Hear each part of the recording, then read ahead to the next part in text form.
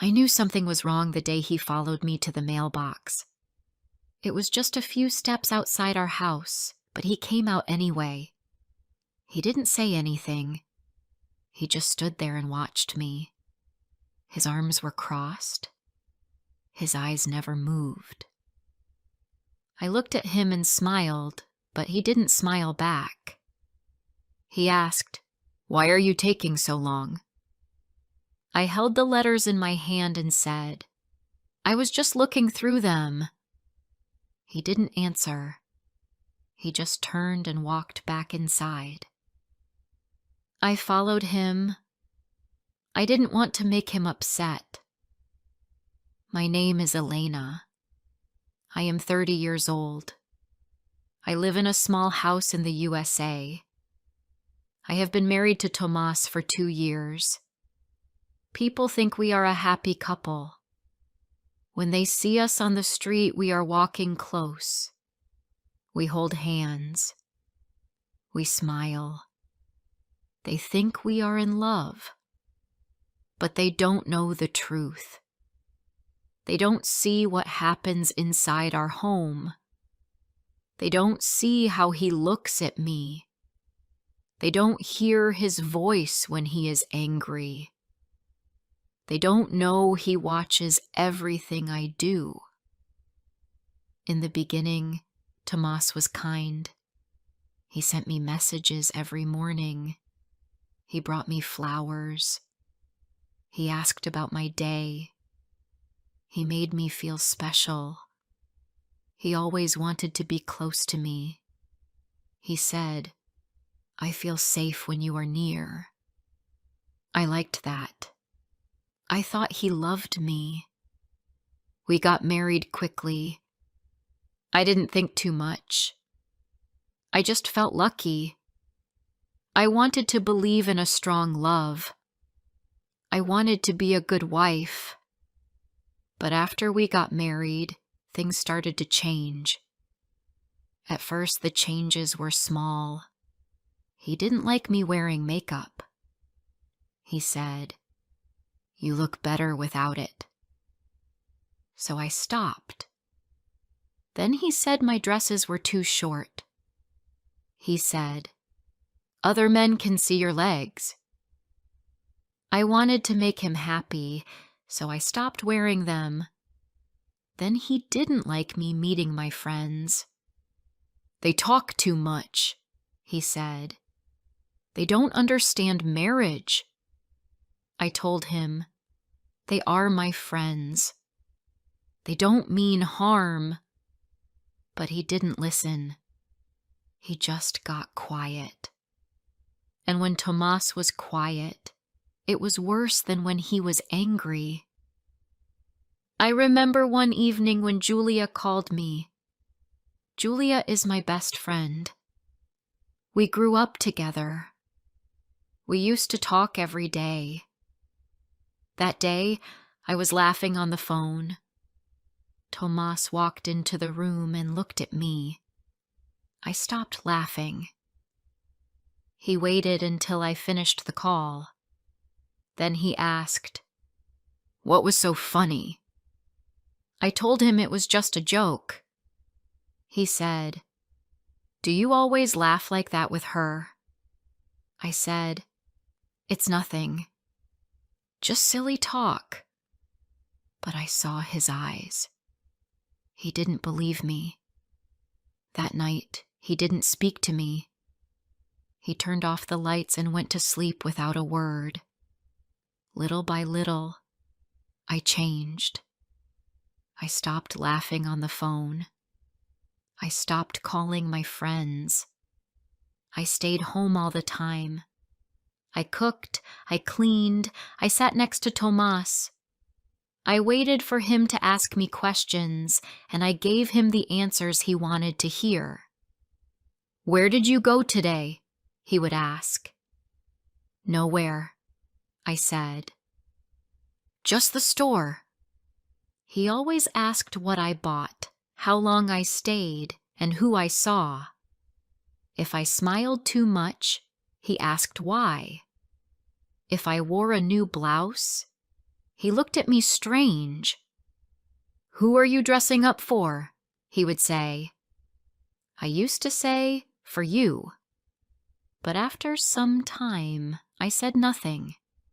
At work, my manager said I looked tired. She said, "You used to smile more." I told her I was fine. But inside, I was not fine. Inside, I was always worried. I checked the clock before I left work. If I came home late, Tomas would notice. He always noticed. One time, I was 10 minutes late because I missed the bus.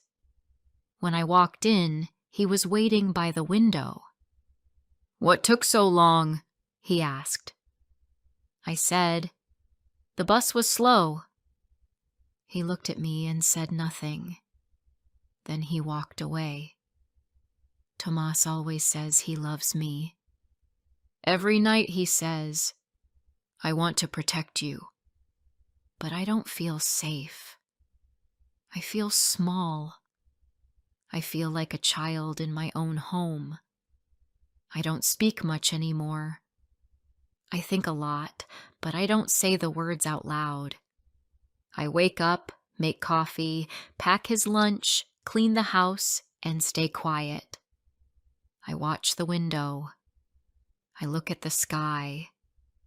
Sometimes I think about my old life, before marriage. I had friends. I went for walks. I laughed. I made plans. But now, I do none of those things. Tomas says he loves me, but he never asks how I feel. He never says, "Are you happy?" He just says, "Where are you going?" Or "Who are you talking to?" "Why are you wearing that?"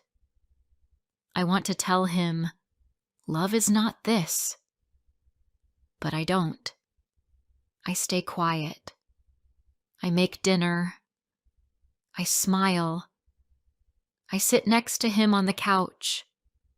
I watch shows I don't like. I laugh when he laughs. I pretend. One night I was washing the dishes. He came up behind me and said, "You didn't answer my call earlier." I told him I didn't hear the phone. He said, "I called twice." I said sorry. He stood there for a moment, then walked away. That night, I could not sleep.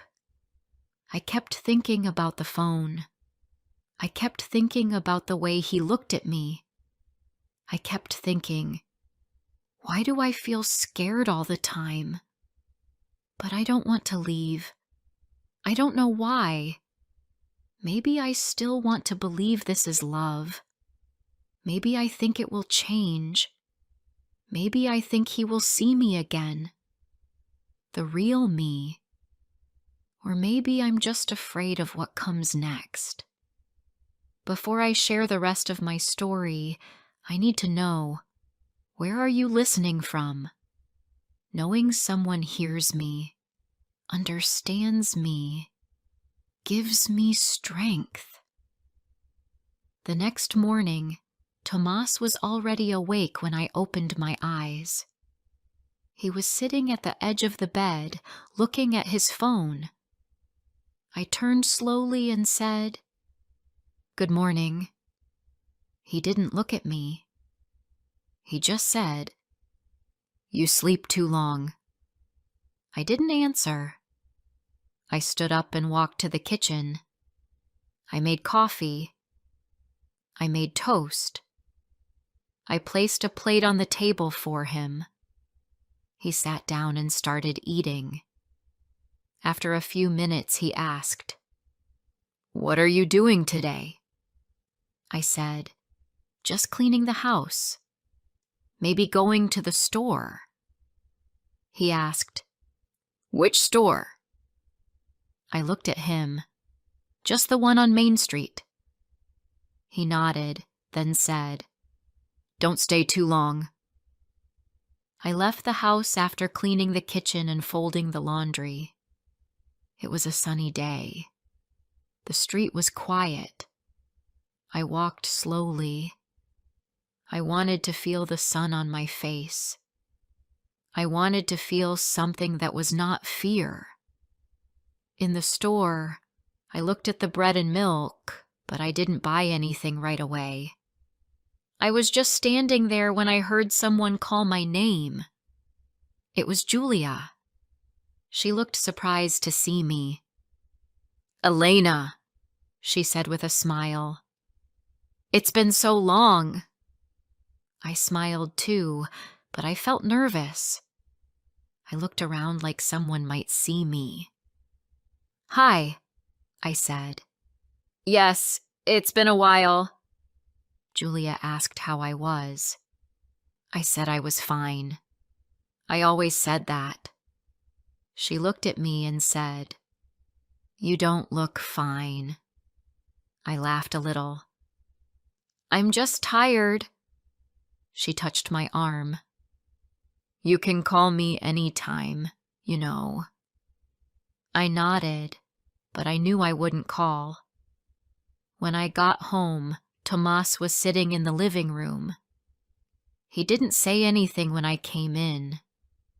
I put the bags down and took off my shoes. Then he asked, "Why were you gone so long?"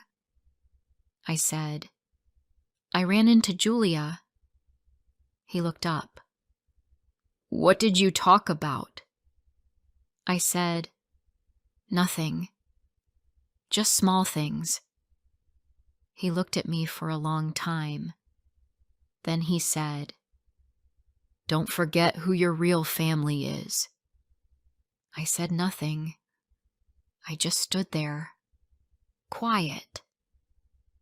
He turned his eyes back to the TV, and I went to the kitchen. That night, I lay in bed next to him. He was already asleep. I stared at the ceiling. I listened to the soft sound of his breathing.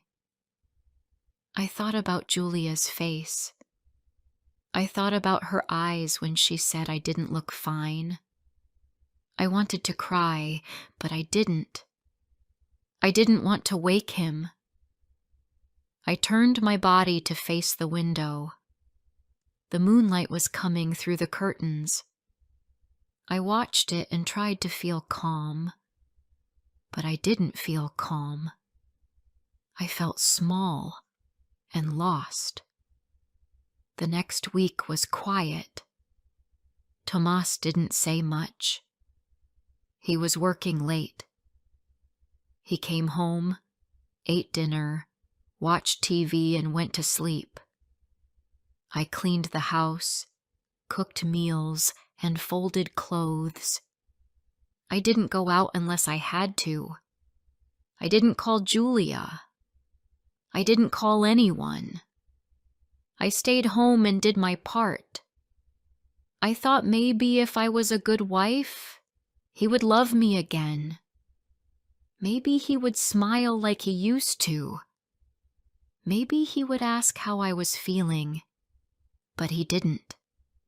He just watched what I did and checked what I said.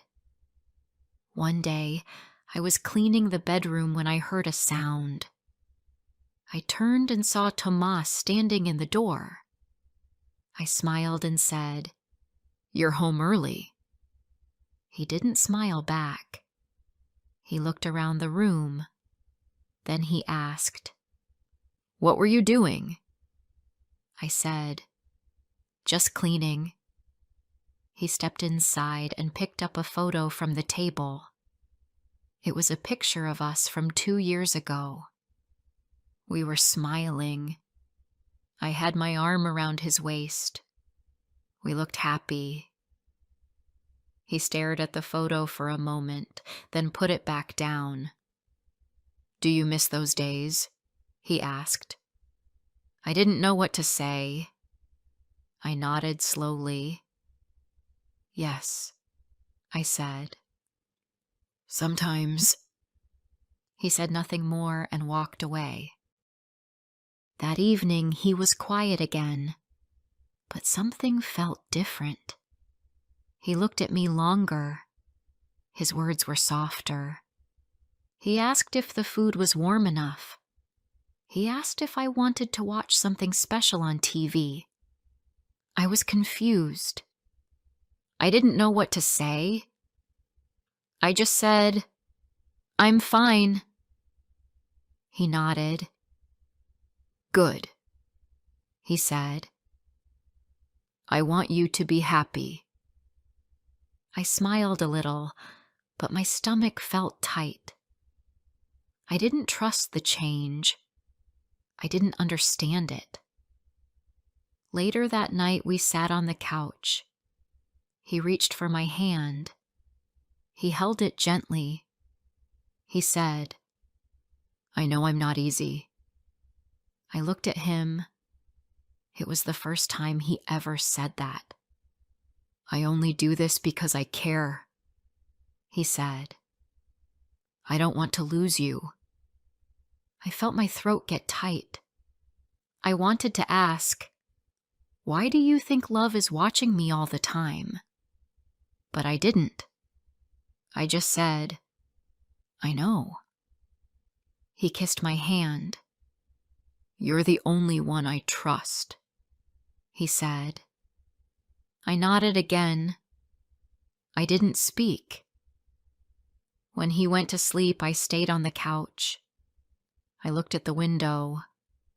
The room was dark. I thought about his words. I thought about how he said he cared.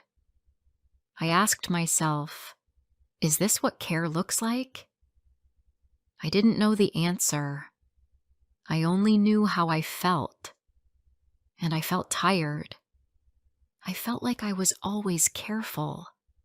Careful with my words. Careful with my time.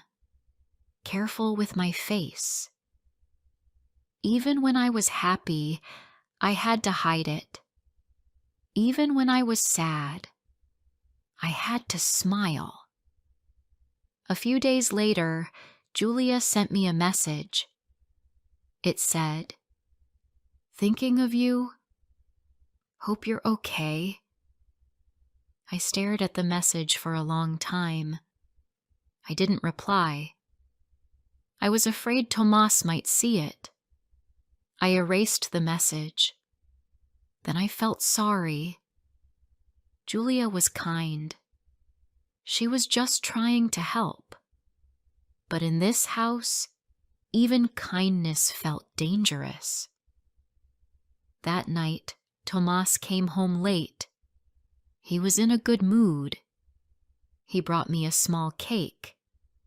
He said, "I passed by your favorite bakery." I smiled. "Thank you," I said. I wanted to believe it meant something. I wanted to believe we were okay. But deep down, I felt a weight. A feeling that something was always wrong. Even in quiet moments, I felt like I was holding my breath. I don't know when I stopped being myself. I don't know the exact day. But I remember what it felt like falling without knowing where the ground is, like living but not fully alive, like walking through a dream you cannot wake from. But I still stayed. I didn't pack my things. I didn't walk away. I stayed in the house. I cooked. I cleaned. I answered his questions. I smiled when I needed to. I did all the things a wife should do. But inside, something was different. Something had started to break. Not loud, not fast, but slowly, quietly, like water dripping on stone. It was a cold morning. The sky was gray and the house was quiet.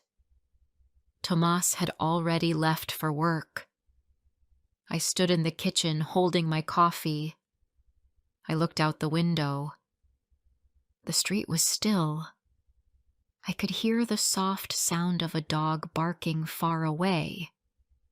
I didn't move. I just stood there for a long time. Something inside me felt heavy. I didn't cry. I didn't speak.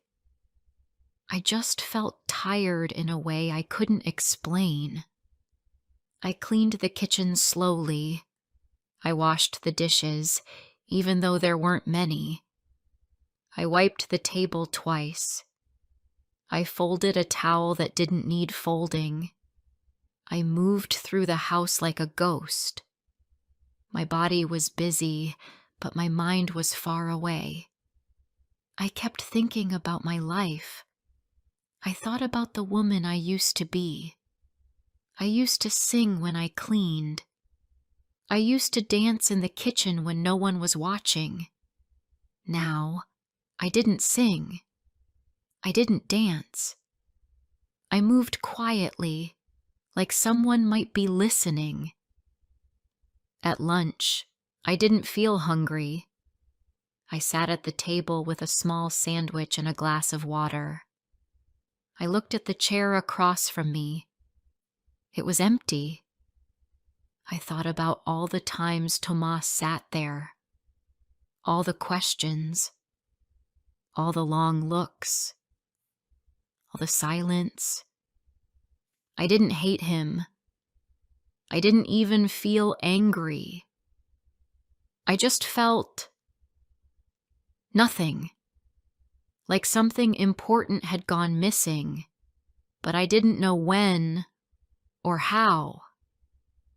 Later that day, I walked to the store. I wore a coat and a scarf, even though it wasn't that cold. I wanted to feel covered. I wanted to feel small. I walked past a flower shop. The smell of roses came through the open door. It reminded me of the early days when Tomas brought me flowers. I stopped walking for a moment. I looked at the red and yellow petals. They looked soft and warm. A small part of me wanted to buy one. Just one flower. Just to remember what it felt like. But I didn't.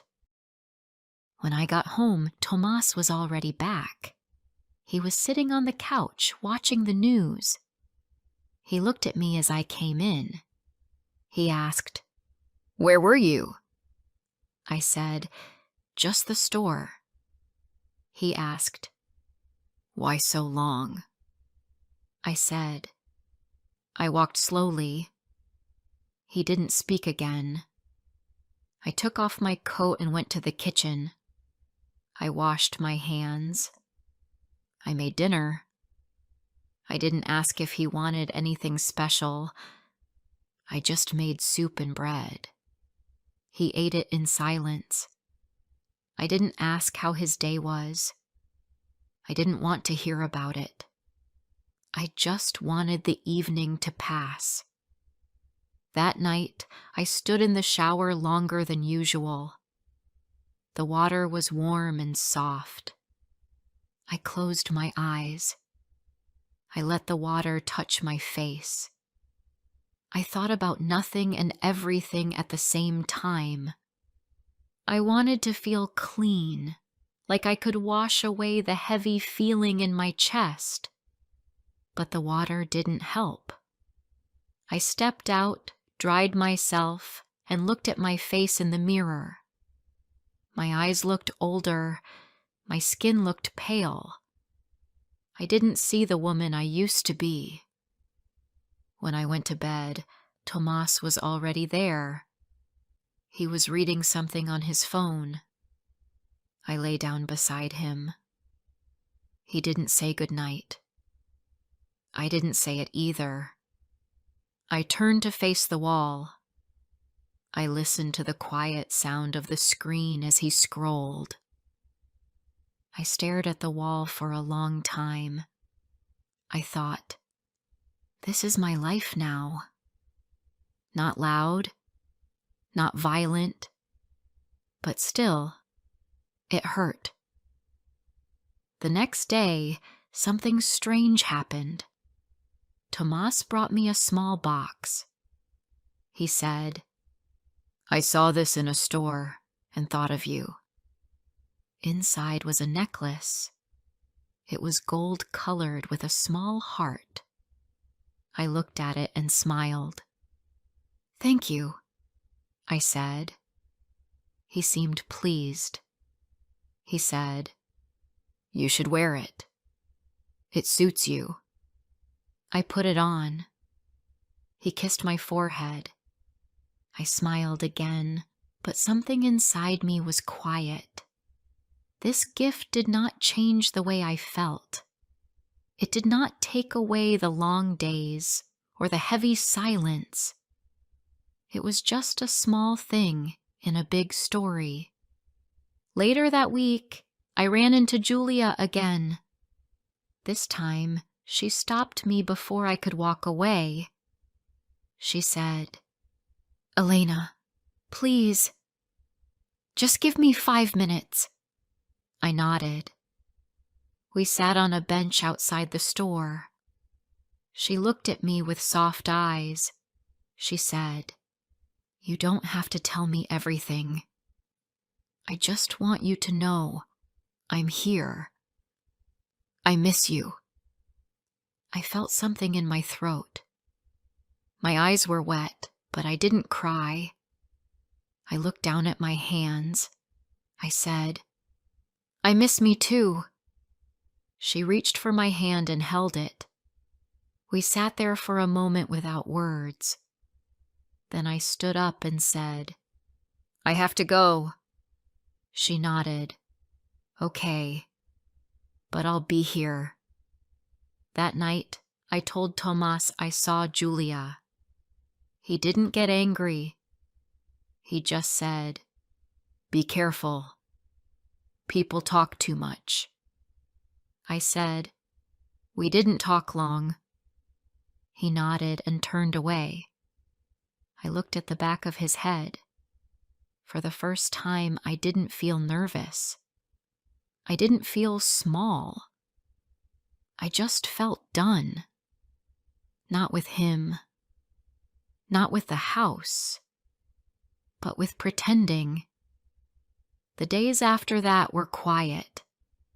I cooked, I cleaned, I smiled when I had to. I wore the necklace he gave me. I answered his questions. I stayed where I was, but something inside me had changed. I no longer waited for his love.